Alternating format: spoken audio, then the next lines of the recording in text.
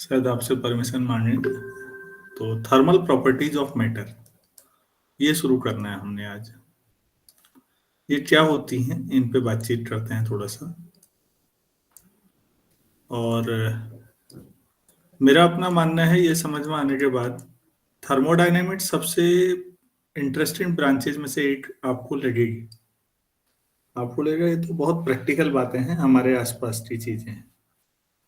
तो मैटर के मोशन के बारे में काफी बातचीत हो गई, मैटर के बारे में भी बात हो गई। अब किसी मैटर की जो थर्मल प्रॉपर्टीज हैं वो किस तरह की होती हैं उन पे बातचीत करनी रह गई है। तो सवाल उठता है कि थर्मल प्रॉपर्टीज में आप किन मुद्दों पर करना चाहेंगे, क्या क्या बात होगी, तो थोड़ा सा उस पर बातचीत करूं मैं। हम लोग कहते हैं कि कोई चीज गर्म है, कोई चीज ठंडी है, कोई चीज ज्यादा गर्म है, कोई चीज ज्यादा ठंडी है। तो कहीं ना कहीं हम ये सारी बातचीत टेम्परेचर की वजह से करते होंगे। Yes sir. धन्यवाद। हम लोग टेम्परेचर की वजह से करते होंगे ना, तो कि भाई गरम ठंडा क्या है, मतलब सेंस ऑफ टेम्परेचर। तो टेम्परेचर और हीट में क्या अंतर है, सबसे पहला सवाल यही है। टेम्परेचर और हीट, क्या ये दोनों एक ही चीज है या दोनों अलग अलग हैं? जहां पर हीट की बात हो रही है, हीट से मेरा मतलब फिजिक्स में हम इसको थोड़ा बेहतर नाम दे देंगे। हीट को हम कहेंगे बच्चों थर्मल एनर्जी। जिसको आप हीट कह रहे हैं उसको हम लोग यहाँ पर थर्मल एनर्जी नाम देते हैं, वो थोड़ा सा ज्यादा सेंसेबल लगता है। आप में से कोई बताना चाहेंगे कि पहले क्या जरूरी है, टेम्परेचर या thermal energy? Sir thermal energy. अच्छा, ठीक, ऐसा लगता है। लेकिन हम लोग टेम्परेचर से स्टार्ट करेंगे। सबसे पहले हम बात टेम्परेचर की करेंगे। टेम्परेचर हॉटनेस या कोल्डनेस का मेजरमेंट है। मैं रिपीट कर रहा हूं, मैं लिखाऊंगा, पहले थोड़ा सा समझ लीजिए सारे लोग। टेम्परेचर हॉटनेस या कोल्डनेस को रिप्रेजेंट करता है। आप कहेंगे वो तो हमें अंदाज आ ही जाता है कि ये चीज ठंडी है या ये चीज गर्म है। तो बच्चों मैं ये बताना चाहूंगा कि आपका या मेरा जो ऑब्जर्वेशन है वो एक लिमिटेड रेंज में है, वो ज्यादा बड़ी रेंज नहीं है। अगर टेम्परेचर स्केल पूरा ना लेंगे तो वो बहुत बड़ा होगा। आप और मैं उसमें केवल एक छोटी सी रेंज में नाप पाएंगे। आप अगर यहाँ पर 0 डिग्री सेल्सियस नाप रहे हैं, यहाँ 100,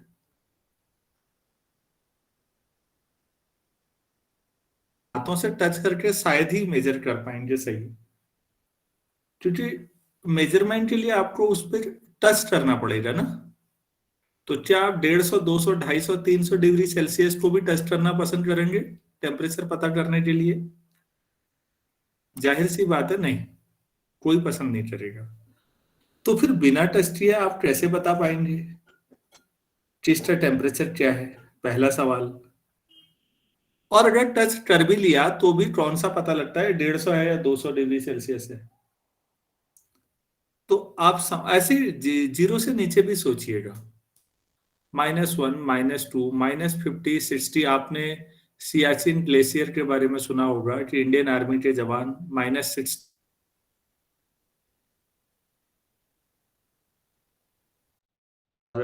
साइबेरियन एरिया है, नॉर्थ पोल है, साउथ पोल है, बहुत सारी जगह बहुत कम टेम्परेचर होता है बच्चों।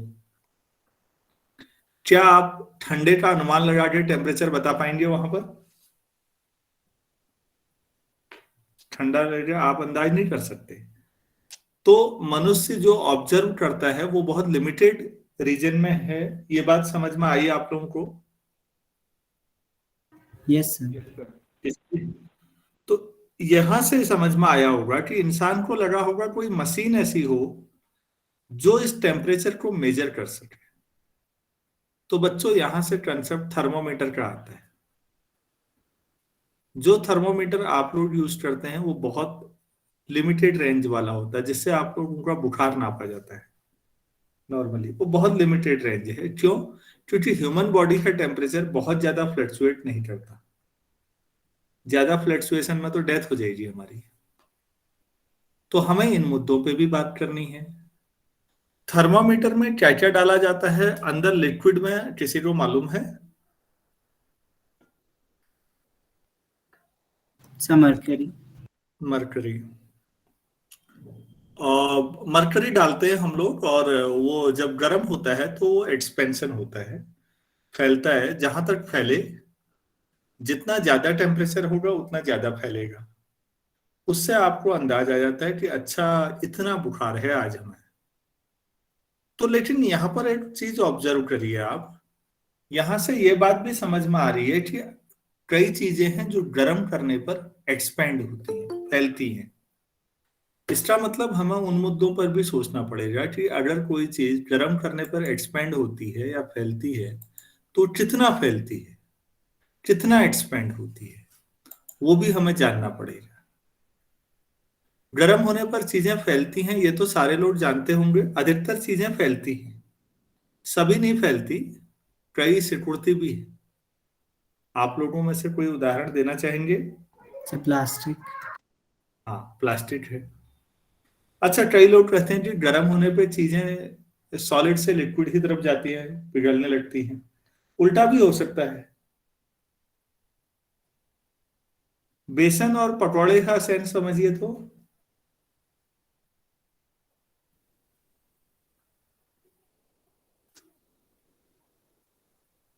समझ में आ रहा है ना? यस।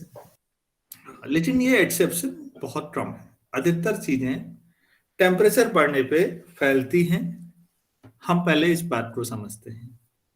बच्चों, बचपन से आप लोगों ने सुना होगा कि रेलवे जो पटरियां हैं उनमें ऐसे बीच में गैप छोड़ा जाता है, जो लोहे के गर्डर्स होते हैं ना, ऐसे गैप छोड़ा जाता है उनमें। ऐसा क्यों होता होगा?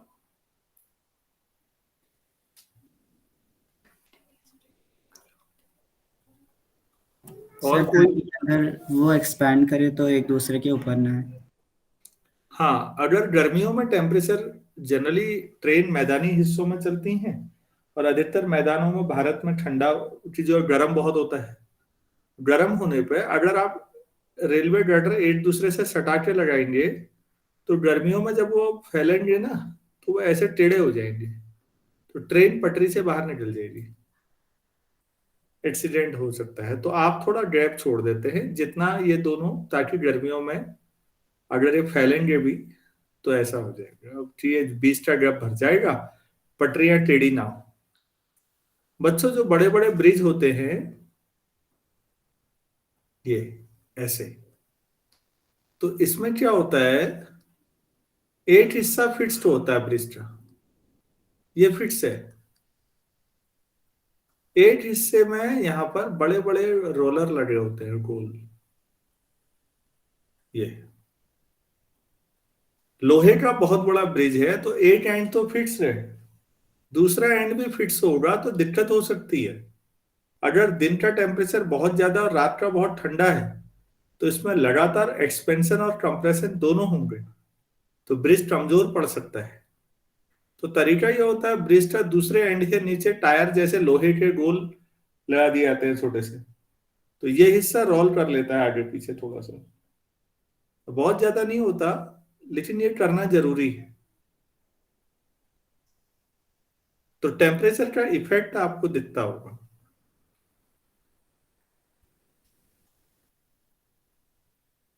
तीसरी चीज मैं आपको ये बताना चाह रहा था कि मैटर कितनी स्टेट में मिलता है। कोई और स्टूडेंट जवाब देना चाहेंगे? क्लास में तो आज कई लोग हो भाई। पदार्थ या मैटर कितनी स्टेट में मिलता है, कोई भी सबस्टेंस? सर 3। 3 स्टेट्स में। ठीक। बच्चों, अब आप लोग थोड़ा सा यहाँ ज्यादा बड़ी क्लास में आ गए हो, तो अब हम थोड़ा सा इसको अपग्रेड करेंगे। आपने ऐसे पढ़ा होगा, आपने पढ़ा होगा ये सॉलिड होता है, एक लिक्विड होता है, और तीसरा गैस। जनरली अधिकतर लेवल पे यही होता है, लेकिन बच्चों इससे ऊपर भी एक सुपर कंडक्टिंग स्टेट होती है।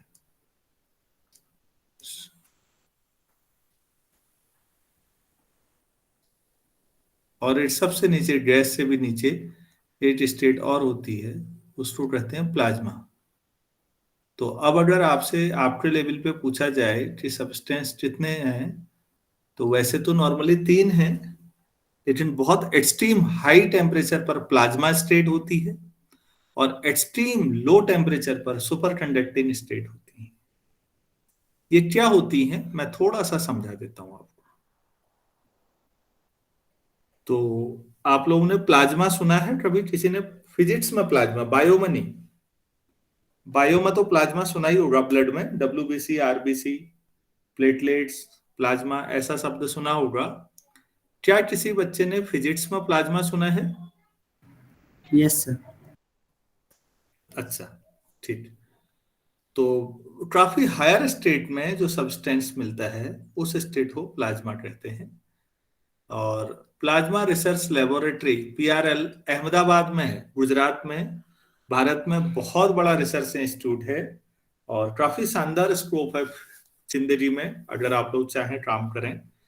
बहुत हाई हाई एनर्जी फिजिक्स बोलते हैं इसे।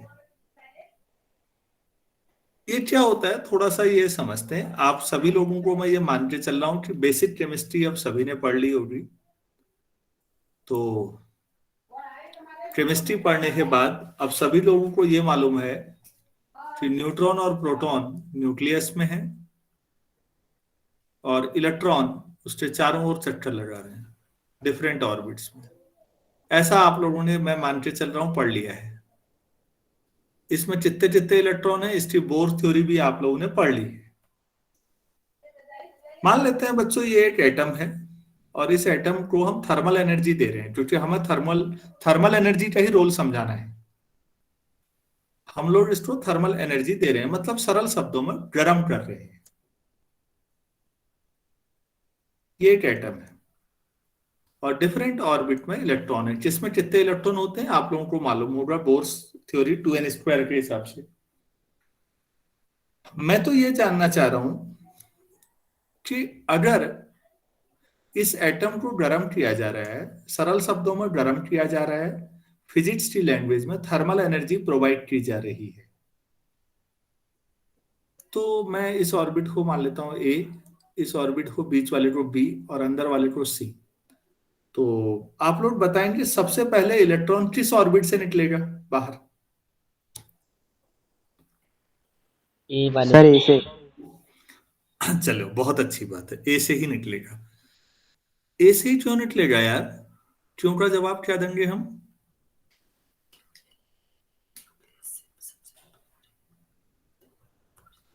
सर क्योंकि जो ए है वो आउटर मोस्ट सेल है, तो जब हम हीट देंगे तो न्यूक्लियस से उसका डिस्टेंस बड़ा होगा तो इजीली निकल जाएगा इलेक्ट्रॉन।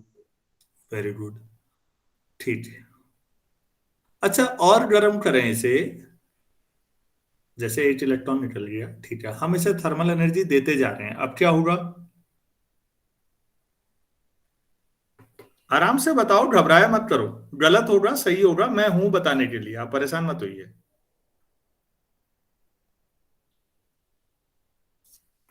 एनर्जी में बढ़ाते रहा तो क्या होगा?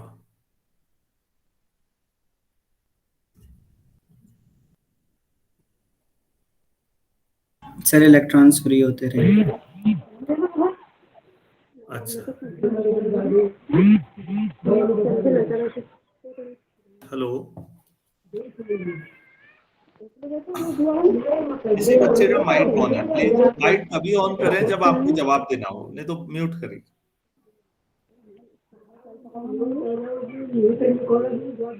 माइक म्यूट करे फिर मुझे करना पड़ेगा भाई।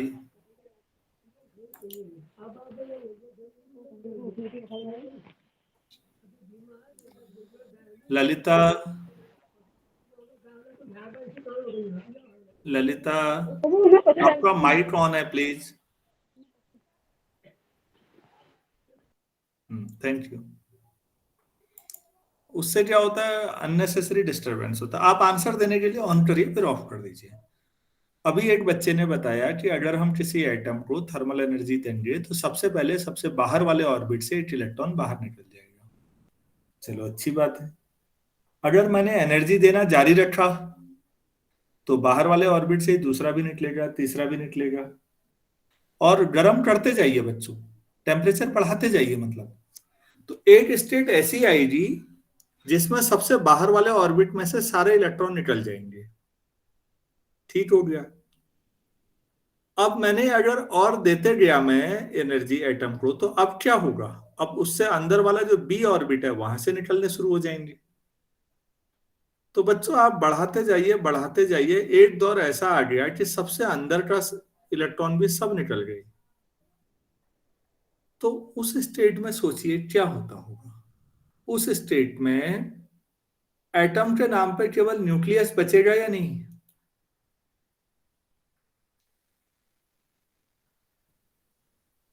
Yes sir. और ये भी समझ में आ रहा है कि ये बहुत ज्यादा टेम्परेचर पर होगा ऐसा। तो बच्चों जब एटम के नाम पर केवल न्यूक्लियस बचे, तो आप ऐसा इमेजिन कर सकते हैं कि चारों तरफ इलेक्ट्रॉन हैं, और इलेक्ट्रॉनों के होने को इलेक्ट्रॉन गैस कहते हैं हम लोग। जैसे गैस में छोटे छोटे मॉलिक्यूल है, ऐसे इलेक्ट्रॉन समझ लो। तो इलेक्ट्रॉन गैस में बीच बीच में मोटे मोटे न्यूक्लियस हैं। तो ये प्लाज्मा जैसा हुआ, जैसे ब्लड में होता है। ब्लड में लिक्विड है, लिक्विड में डब्ल्यूबीसी आरबीसी प्लेटलेट है बीच बीच में। ये लगभग वैसी सिमिलरिटी है, इसीलिए इसको मैटर की प्लाज्मा स्टेट बोलते हैं। तो जब सूर्य के बारे में आप लोग पढ़ते हैं, सन के बारे में, तो वहां बहुत हाई टेम्परेचर है अंदर, तो मैटर लगभग प्लाज्मा स्टेट में ही पाया जाता है। जैसा हमारे सन में है, ऐसे ही बड़े स्टार्स में सब जगह की कहानी है। तो मेरे ख्याल से बाकी बच्चों को भी समझ में आ गया होगा कि प्लाज्मा स्टेट क्या होती है और कब होती है। क्लियर है? Yes sir. तो बच्चों ये बहुत हाई टेम्परेचर पर है, तो नॉर्मल टेम्परेचर पर नहीं है, लेकिन मालूम होना चाहिए, बस इतना काफी है। बाकी टेम्परेचर पर सॉलिड लिक्विड गैस ठीक है। अब दूसरी स्टेट के बारे में मैं आपको बताता हूं, सुपर कंडक्टिंग स्टेट। ये उल्टा है। अगर आप लगातार ठंडा करें चीजों को और बहुत ज्यादा ठंडा करें, अब सवाल उठता है कि मिनिमम पॉसिबल टेम्परेचर क्या हो सकता है। जैसे मैक्सिमम पॉसिबल टेम्परेचर का तो पता नहीं है भाई। बड़े बड़े स्टार हैं, अंदर पता नहीं लाखों डिग्री सेल्सियस टेम्परेचर है। तो मैक्सिमम पॉसिबल टेम्परेचर के बारे में तो अभी तक पता नहीं लग पाया। क्या मिनिमम पॉसिबल टेम्परेचर के बारे में पता लगा है? किसी को मालूम है? Sir -273 degree Celsius. -273 degree Celsius हम लोग इसको यूज करेंगे। वैसे एक्यूरेटली ये होता है 273.15 डिग्री सेल्सियस, लेकिन ये थ्योरेटिकल है। हम ऊपर वाला जो कार्तिकेय ने बताया ज्यादातर उसी को यूज करेंगे। -273 degree Celsius minimum possible temperature है बच्चों। इससे नीचे टेम्परेचर नहीं जा सकता। आप लोग थर्मोडायनामिक्स भी पढ़ेंगे। मैं आपको इसके बाद जो अगले यूनिट है वो थर्मोडायनामिक्स ही पढ़ानी है। अगर आप मेरे साथ थर्मोडायनामिक्स पढ़ लेते हैं तो केमिस्ट्री में आपको बड़ा मजा आएगा, फिर बड़ा आसान हो जाएगा। तो बच्चों मैं आपको थर्मोडायनामिक्स में जीरोथ लॉ पढ़ाऊंगा, जीरोथ लॉ ऑफ थर्मोडायनामिक्स।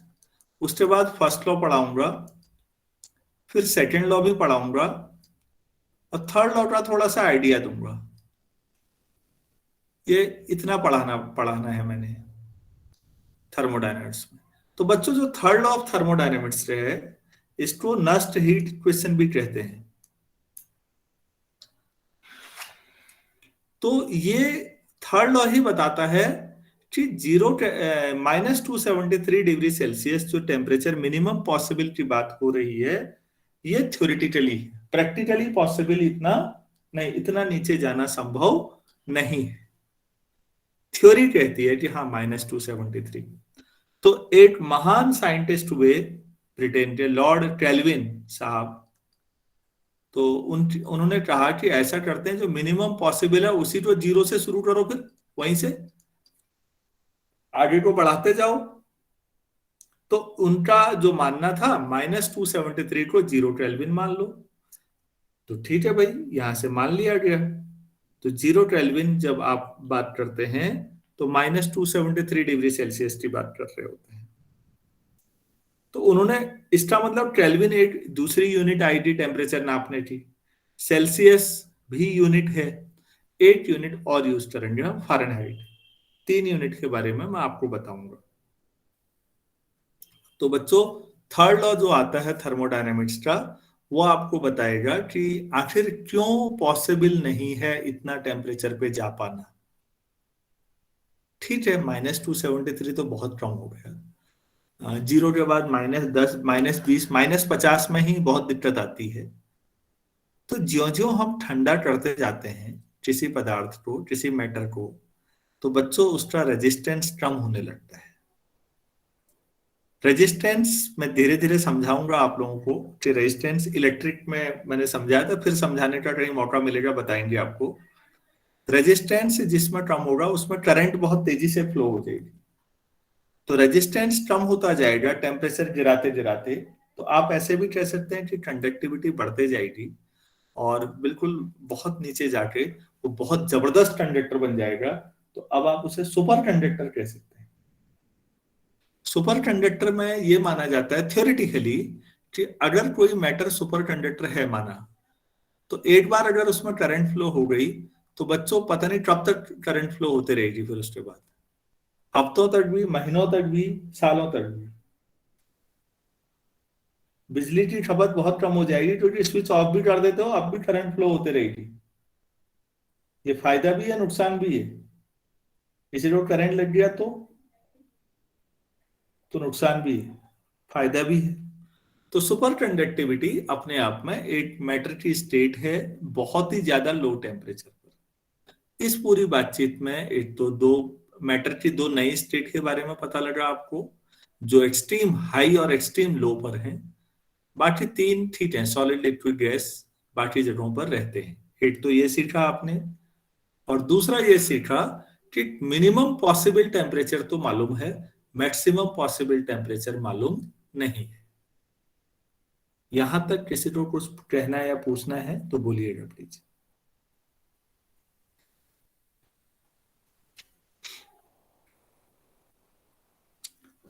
बाकी जो लोग आज जुड़े हैं उनको समझ में आ रहा है, नहीं आ रहा है?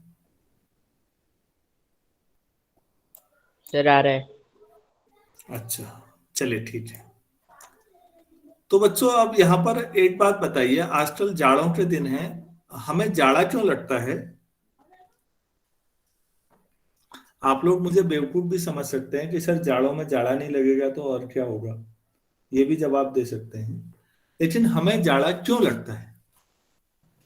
या मैं ऐसे सवाल पूछूं आप लोगों से कि हाँ, कोई भी झील जो होती है, जैसे नैनीताल में एक बड़ी लेक है, वहां मछलियां हैं, उनको जाड़ा होता होगा पानी में?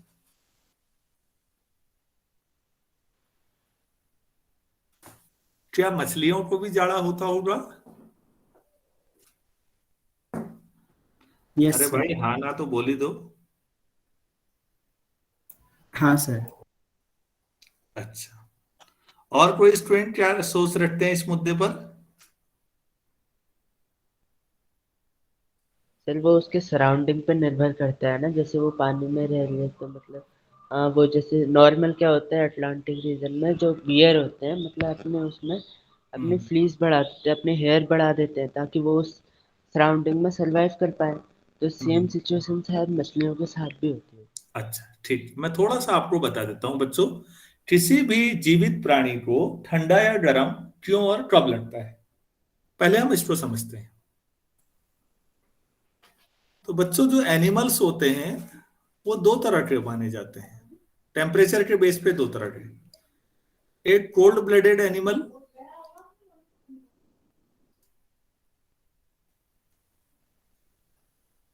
दूसरा हॉट ब्लडेड एनिमल।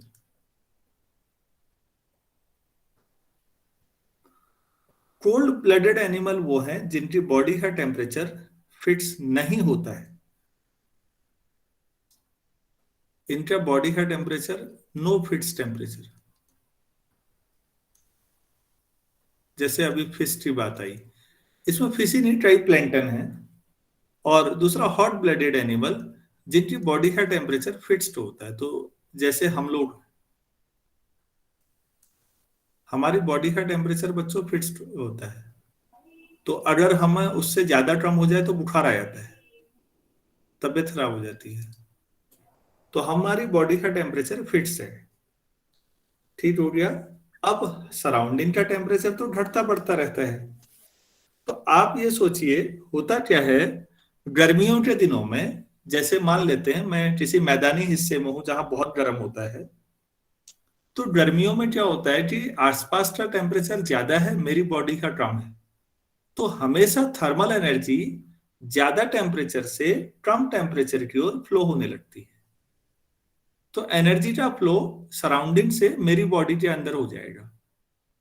अब मेरी बॉडी में होने लगेगा तो मेरी बॉडी की एनर्जी बढ़ने लगेगी, और मैं आपको पढ़ाऊंगा कि किस तरह से एनर्जी बढ़ने पे टेम्परेचर बढ़ने लगता है।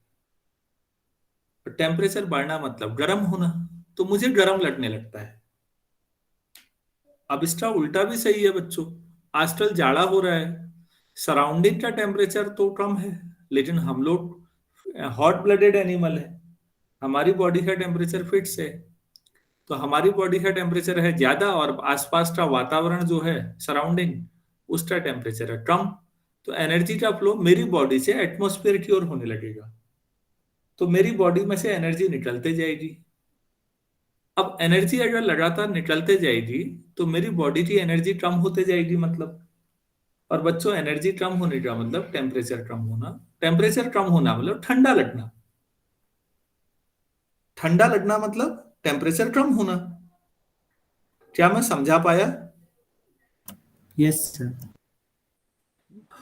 तो हम लोग क्या करते हैं, अपनी बॉडी और सराउंडिंग के बीच इंसुलेटर की कोशिश करते हैं। इंसुलेटर समझते हैं, जिससे एनर्जी फ्लो रुके। तो आप लोग वुलन्स पहनते हैं ना, गर्म ऊनी कपड़े, इस तरह की चीजें पहन लेते हैं जाड़ों में, ताकि एनर्जी फ्लो बाहर को रुक जाए या मिनिमम कम से कम हो, एनर्जी का नुकसान ना हो। तो हमें ठंडा गर्म क्यों लगता है कि थ्योरी ये है। तो बच्चों एक बात बताइए, मैंने अभी आपसे कहा था कि एनर्जी का फ्लो हायर टेम्परेचर से लोअर टेम्परेचर की ओर होता है, ठीक हो गया। लेकिन अगर मेरी बॉडी का टेम्परेचर और सराउंडिंग का टेम्परेचर बराबर हो जाए तो क्या होगा?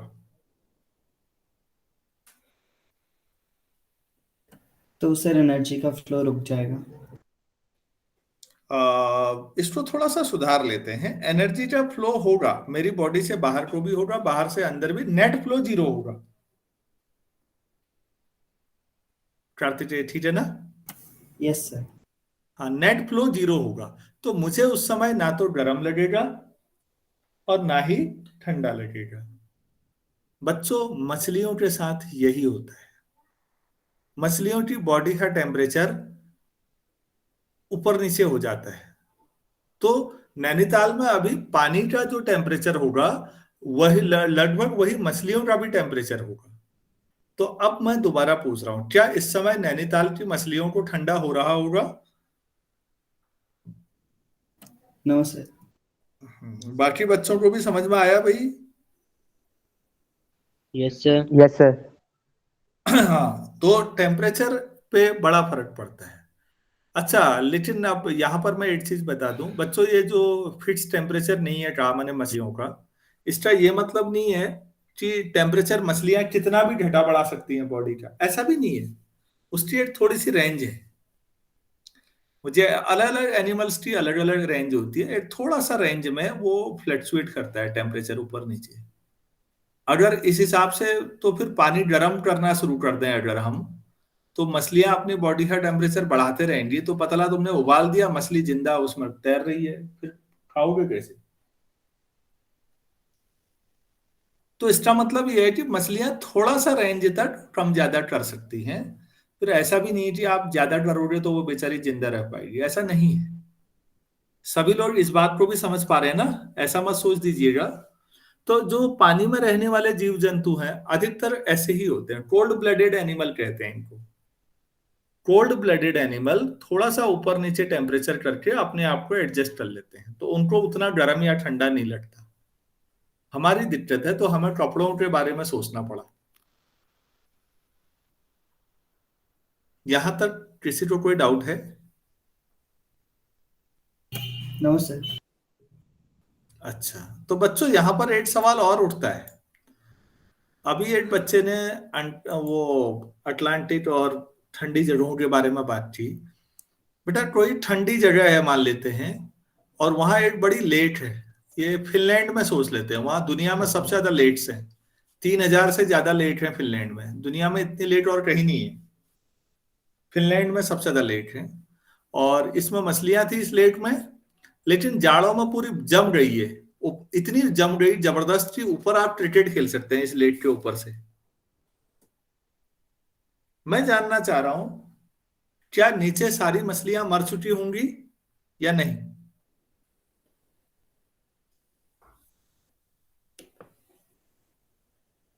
कोई और स्टूडेंट जवाब दोगे अभी, या कार्तिकेय कोई परेशान करोगे?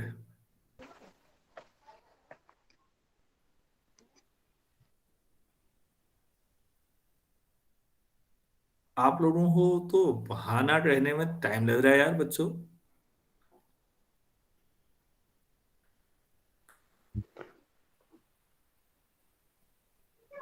सर नहीं मरी होंगी सारी। अच्छा, तो बर्फ में तो मछली मरी जाएगी क्योंकि वो पानी में सांस लेती है गिल्स की मदद से अपने, उसमें तो ले ही नहीं पाएगी।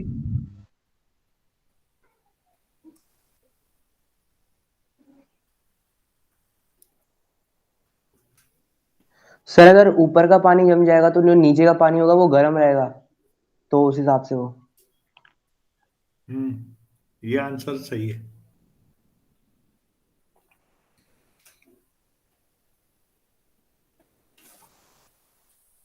होता क्या है बच्चों, ये बहुत अच्छा सवाल है और बहुत सारे कॉम्पिटिशन्स में पूछा जाता है कि जमी हुई लेक के नीचे पानी जो होता है उसका टेम्परेचर क्या होता है। कोई स्टूडेंट बता सकते हैं आप आंसर?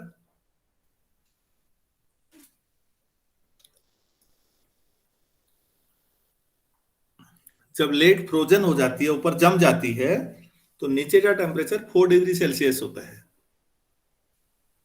ऐसा क्यों होता होगा बच्चों? कोई स्टूडेंट के पास आंसर है? थोड़ी बहुत केमिस्ट्री पढ़ ली होगी आपने। क्योंकि सर 4 डिग्री सेल्सियस पे जो वाटर की डेंसिटी होती है वो सबसे ज्यादा होती है। वेरी गुड, ये पॉइंट बहुत अच्छा बोला आपने, मैं इसी का यूज करता हूं। देखो शाबाश। 4 डिग्री सेल्सियस पर बच्चों सारे लोग जिन्होंने पढ़ा है ठीक, जिन्होंने नहीं पढ़ा वो भी सीख लो, क्या हर्ज है। पानी की जो डेंसिटी है सबसे ज्यादा डेंस, वो 4 डिग्री सेल्सियस पर है। केमिस्ट्री के टीचर एक्सप्लेन करेंगे उसमें। हम उसका उपयोग क्या करते हैं वो समझाता हूं। मैं एक सिंपल स्टोरी से शुरू करता हूं, आपको बड़ा मजा आएगा इसको सुनने में। तो यार अब हम लोग यहां रहते हैं तो हम नैनीताल की लेक के बारे में सोच रहे हैं। नैनीताल में जाड़ों के दिन आने शुरू हुए बच्चों, सितंबर अक्टूबर के बाद टेम्परेचर डाउन होने लगता है धीरे धीरे। टेम्परेचर डाउन होता गया होता गया, माना 10 डिग्री सेल्सियस पे आ गया, ठीक हो गया। अब दिसंबर आ गया और गिरता गया टेम्परेचर, 6 डिग्री सेल्सियस पे आ गया, और गिरा किसी दिन 5 डिग्री सेल्सियस पे आ गया, 4 डिग्री सेल्सियस पे आ गया। अब बच्चों नैनीताल में अगर एटमॉस्फेयर 4 डिग्री सेल्सियस पे आ गया तो उसका असर धीरे धीरे लेक की सबसे ऊपर वाली लेयर पे भी पड़ेगा। पानी की जो सबसे ऊपर वाली लेयर है उसका टेम्परेचर भी गिरते गिरते एक स्टेज ऐसी आएगी कि उसका टेम्परेचर भी क्या होगा, 4 डिग्री सेल्सियस हो जाएगा। जो ही ऐसा होगा, ध्यान से सुनिएगा, पानी की वो सबसे ऊपर वाली लेयर धीरे धीरे करते हुए सिंक कर जाएगी, डूब जाएगी। क्यों डूबेगी? क्योंकि अभी केवल ऊपर वाली लेयर का टेम्परेचर 4 डिग्री सेल्सियस हुआ है, औरों का नहीं हुआ है। भाई बर्फ पड़नी शुरू हुई तो बाहर एटमॉस्फेयर ठंडा हुआ, उसकी वजह से पानी की सबसे ऊपर वाली लेयर भी ठंडी पहले होगी। नीचे वालों का टेम्परेचर अभी ज्यादा है, -6 डिग्री सेल्सियस है, और सबसे ऊपर वाले का 4 हो गया। अभी एक बच्चे ने बताया कि 4 वाले की डेंसिटी ज्यादा है। जिसकी डेंसिटी ज्यादा है वो नीचे डूबेगा या नहीं डूबेगा?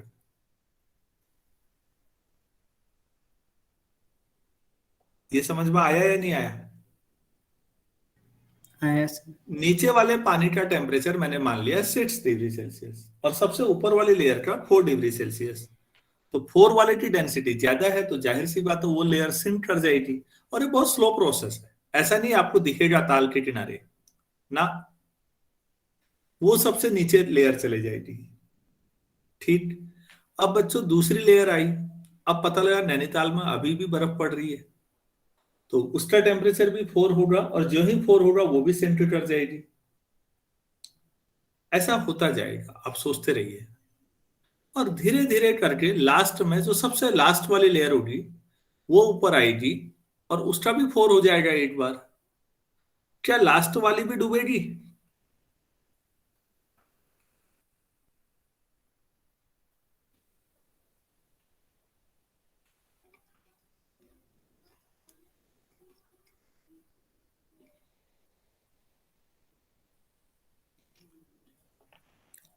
हेलो? No sir. भाई लास्ट वाली लेयर 4 डिग्री पे आई, लेकिन नीचे वाली भी सब 4 पे ही है अभी। जब सेम डेंसिटी है तो अभी डूबने का कोई मतलब नहीं हुआ। तो अब सबसे नीचे सबसे ऊपर सबका टेम्परेचर 4 डिग्री सेल्सियस हो चुका है। ठीक है, तो अब ये डूबेगी नहीं। अब इसके बाद बर्फ पड़ते जा रही है तो टेम्परेचर और कम होगा, 3 डिग्री आ जाएगा, और जो ही 3 पे आया डेंसिटी कम हो गई। डेंसिटी कम हो गई तो डूबने का वैसा भी कोई चांस नहीं है। 3 के बाद 2, 2 के बाद 1, 0, 0 पे बर्फ जम गई। बर्फ जमते गई, बड़ी लेयर बन गई, लेकिन नीचे 4 डिग्री सेल्सियस ही रहा टेम्परेचर। और बच्चों एक चीज और, आइस इंसुलेटर होती है, थर्मल एनर्जी को इधर से उधर पास नहीं होने देती, तो नीचे की एनर्जी बाहर नहीं निकल पाएगी, तो नीचे 4 डिग्री सेल्सियस का पानी ही बना रहेगा। तो नीचे जाड़ों में भी जितनी मछलियां और बाकी प्लैंकटन है वो जिंदा सरवाइव कर जाएंगे। क्या ये सभी लोगों को बात समझ में आई जो मैंने समझाया? Yes sir. Yes sir.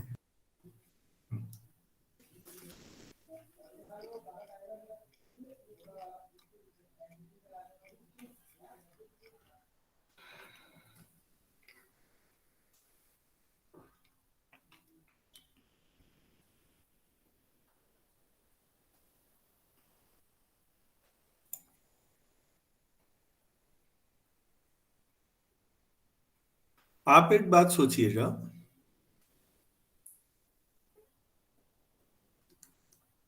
For a given volume, मैं इसको मैथमेटिकली ऐसे कर देता हूं। फॉर अ गिवन वॉल्यूम,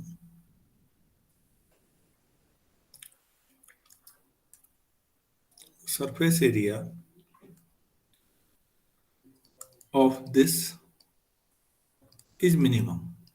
इसको फिल करेंगे आप लोग।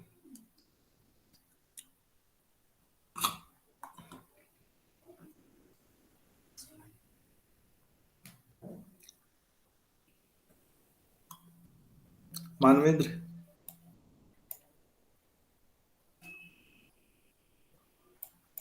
बता सकते हो?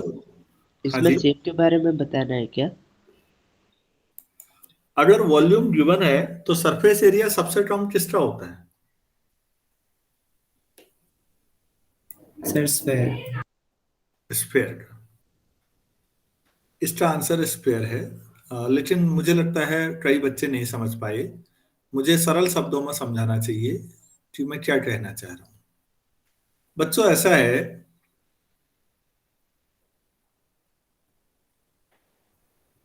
मुझे 5 लीटर पानी भरना है। ठीक हो गया। तो 5 लीटर पानी भरने के लिए मेरे पास बर्तन ऐसा भी हो सकता है, ऐसा टब जैसा भी हो सकता है, कोन जैसा भी हो सकता है, ठीक है, घड़ा भी हो सकता है ऐसा छोटा सा स्पेरिकल, और ऐसे बहुत सारे आकार के बर्तन हो सकते हैं, और सभी में 5 लीटर पानी आता है। अगर सभी में 5 लीटर पानी आता है तो मैं कह सकता हूं सभी का वॉल्यूम 5 लीटर है। तो वॉल्यूम फिक्स हो गया सभी का। बाकी बच्चों से पूछ रहा हूं, ये क्लियर है आप लोगों को? Yes sir. अब हम जानना चाह रहे हैं कि सरफेस एरिया का मतलब जो बाउंड्री है, जो बर्तन को बनाने में कितना आपका कुछ लगा है, कोई मेटल प्लास्टिक जो भी लगा है जिससे ये बर्तन बने, तो सरफेस एरिया सबसे कम, जिसमें सरफेस एरिया कम होगा इसका मतलब उसमें वो चीज कम लगानी पड़ी। सरफेस एरिया कम होगा तो बच्चों सरफेस एरिया सबसे कम होता है स्फेयर का। स्फेयर को बनाने की लागत सबसे कम आएगी, उसमें जो सीट लगाएंगे आप वो सबसे कम लगेगी, औरों में ज्यादा लगेगी, किसी भी शेप में औरों में ज्यादा लगती है। तो अब ये मैथमेटिकल स्टेटमेंट था, for a given volume surface area of sphere is minimum. अब आप कहेंगे सर फिजिक्स पढ़ाते पढ़ाते आप इस मैथ्स में क्यों आए? तो बच्चों अब समझ लीजिए आपकी बॉडी का भी वॉल्यूम है, जो है वो है, जितना भी आपका बॉडी का वॉल्यूम है वो फिक्स है, लेकिन आप सरफेस एरिया को घटा बढ़ा सकते हैं थोड़ा, बहुत ज्यादा नहीं, थोड़ा बहुत। जैसे हाथ अगर दोनों खुले हैं तब सरफेस एरिया, और हाथों की मुट्ठियां बंद कर ली तब सरफेस एरिया में अंतर होगा या नहीं होगा? सर होगा। जब हाथों की मुट्ठियां बांध लेंगे तो सरफेस एरिया कम हो जाएगा। अब होता क्या है, जब जाड़ा होता है तो हम चाहते हैं कि सरफेस एरिया कम हो जाए। वॉल्यूम तो हमारे बस का है नहीं, बॉडी को पिचका तो सकते नहीं है। सरफेस एरिया जितना कम होगा एनर्जी लॉस उतना कम होगा, एनर्जी लॉस जितना कम होगा ठंडा कम लगेगा। तो आपने गौर किया होगा ठंडे में हाथ मुड़ जाते हैं, मुट्ठियां बांध लेते हैं हम लोग, ऐसा आपने गौर किया होगा। अगर जाड़ों में आप लोग और गर्मियों में सोने के पैटर्न में अंतर समझिएगा। गर्मियों में हम बिस्तर में लेट जाते हैं आराम से पैर पूरे होकर के फैला के, लेकिन जाड़ों में हमें ठंडा लगता है तो हम पूरी बॉडी को सिकोड़ लेते हैं, और बेसिकली मोड़ माड़ के कई बार ज्यादा ठंडा लगा तो स्पेरिकल होने की कोशिश करते हैं। इसी लाइन को याद करिए फिर जो मैंने लिखी है। वॉल्यूम तो अब जो है भाई बॉडी का। आपके घर में या आपके आसपास कुत्ता होगा, उसे देखिएगा सुबह बेचारा पूरा गोल कैसे मुड़ा रहता है जाड़े में, और गर्मियों में कैसे फैलाए रखता है, पैर अलग से सोए रहता है। ये हमारे साथ भी है, बाकी एनिमल्स के साथ भी है। तो जाड़ों में हम लोग ठंडे में सिकोड़ के क्यों सोते हैं, हाथ पैर स्फेरिकल होने की कोशिश करते हैं ताकि सरफेस एरिया कम से कम हो, एनर्जी लॉस कम से कम हो, ठंडा कम लगेगा, क्योंकि वॉल्यूम को आप नहीं बदल सकते। क्या मैं ये लाइन समझा पाया आप लोगों को? Yes sir. तो बच्चों ये थर्मोडायनेमिक्स की शुरुआत थी कि मतलब हम चीजों को कैसे पढ़ते हैं। जब तक आप व्यावहारिक नहीं समझ पाओगे चीजों को। एक चीज और सिखानी है थोड़ा सा, मैं हमेशा पहले मुझे लगता है थोड़ी बहुत ऐसा हो जाए कि इसके प्रति आप आकर्षित हो, अट्रैक्ट हो जाए, सब्जेक्ट तो बड़ा इजी है यार, तो फिर चीजें सब समझ में आ जाती हैं। अच्छा बच्चों एक बात बताइए, आपसे मैंने कहा कि चीजें एक्सपेंड करोगे तो बढ़ती हैं, मतलब गर्म करोगे तो एक्सपेंड होती है। मेरे पास ये मेटल की एक सीट है, मैंने गर्म किया तो थोड़ा फैल गई, ठंडा किया फिर वापस इसी लेवल पे आ गई। अब मैंने क्या किया बच्चों, इसी के ऊपर एक दूसरी सीट की वेल्डिंग कर दी। दूसरी, वो मेटल ही दूसरा है, ये एक के ऊपर एक। वेल्डिंग का मतलब समझते हैं सारे बच्चे, या किसी स्टूडेंट को वेल्डिंग पता नहीं है? इसका मतलब सबको मालूम है। तो दो मैंने डिफरेंट मेटल की शीट ली बच्चों, पतली पतली पट्टियां जैसी समझ लो। एक लोहे की ले लो, एक एल्यूमिनियम की ले लो, या लोहा और कॉपर ले लो, कुछ भी ले लो ऐसा, दो डिफरेंट मेटल। और मैंने वेल्डिंग कर दी इनकी, ठीक हो गया। अब मैं इसको गर्म कर रहा हूं, क्योंकि डिफरेंट मेटल है तो गर्म करने पे उनमें एक्सपेंशन जो होता है, जो फैलाव है, वो भी अलग अलग होगा। तो ये तो वेल्ड है एक दूसरे से अच्छी तरह से। तो अब इसको गर्म करने पे इस डबल प्लेट का क्या होगा, कोई स्टूडेंट बता सकते हैं?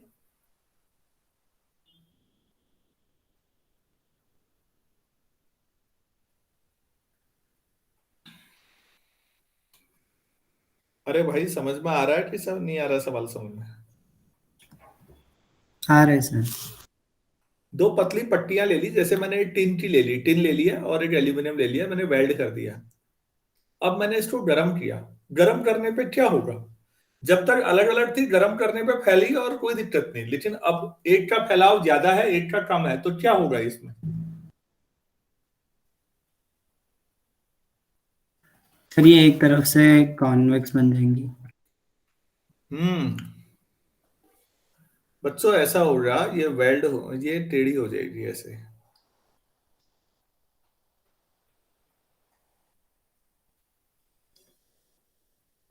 ऐसे टेढ़ी हो जाएगी।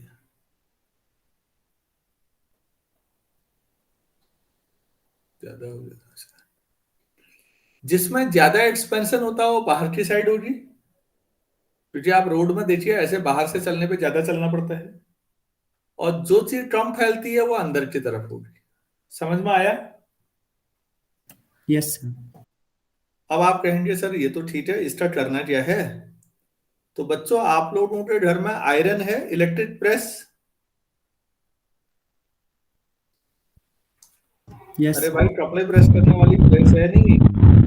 Yes sir. Yes sir. Electric press auto of होती है नहीं? अपने आप ऑफ हो जाती होगी। गरम उसे लगाए रखो, ज्यादा गर्म हो जाती है तो ऑफ हो जाती है, फिर थोड़ी देर में ऑन हो जाती है। Yes sir. तो बच्चों, ये डबल वाली पट्टी का ही काम है वो। ये बेटा आप में से किसी का फिर माइक जवाब देने के बाद भी ऑन चल रहा है सर, तब दिक्कत हो रही है।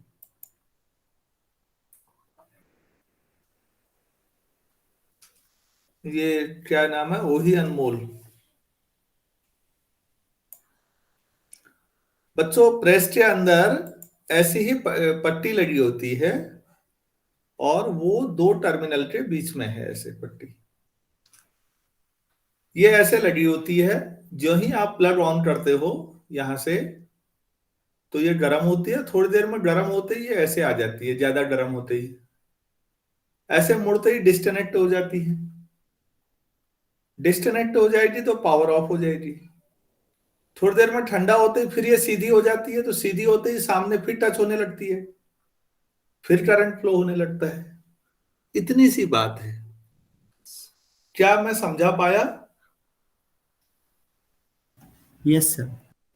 अरे इसमें कोई खर्चा नहीं है यार, एक छोटी सी पत्ती टिन की उठाई, बहुत छोटी पतली पट्टी, बहुत छोटी, दो डिफरेंट मेटल की लगाओ, चिपकाओ, बस बना दिया। टोटल खर्चा 5 रुपए का भी नहीं आता।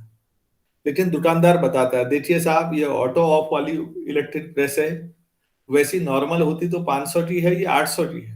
और आदमी खुशी खुशी दे आता है, क्योंकि उसे पता ही नहीं है कि इतनी सी बात थी। तो आपको ये समझ में जरूर आया होगा इस पूरी बातचीत से कि अच्छा, तो जो मैटर है उसकी थर्मल प्रॉपर्टीज का भी बड़ा रोल है भाई, उनको जानना समझना जरूरी है। सभी लोग सहमत हैं यहां तक? सबको क्लियर हुआ है या कोई डाउट हो रहा है? नहीं सर, क्लियर है। चलो ठीक है। अब मैं आपको यहां से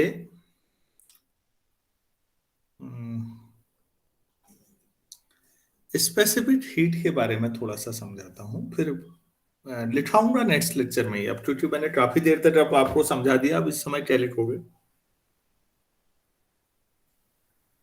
अब समझना है स्पेसिफिक हीट क्या होती है।